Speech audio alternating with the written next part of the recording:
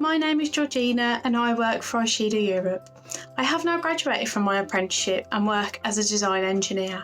My apprenticeship was 4 years in total, where I studied and trained as a technical product design apprentice. I love finding out how things work theoretically and practically. This is one of the key reasons an apprenticeship appealed so much to me. There is so much scope and innovation in this sector that will allow you to learn something new every day. Manufacturing engineering is so dynamic and full of potential, it has every reason to appeal to every generation. I am motivated by all females who want to innovate, inspire, encourage and excel in STEM industries because it allows me to inspire you.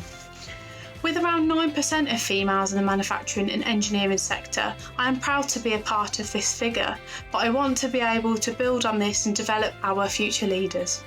A career in manufacturing engineering is full of rewards, satisfaction and opportunity. Having experienced this industry for the best part of 5 years now, I can wholly say this is true. Yes, it is challenging. Yes, it will push you out of your comfort zone. Yes, it requires high levels of commitment and dedication. But yes, you will reach your potential. Yes, you will achieve your goals. And yes, you will grow, learn and inspire others. Remember, don't close that door until you've opened it up and taken a look inside.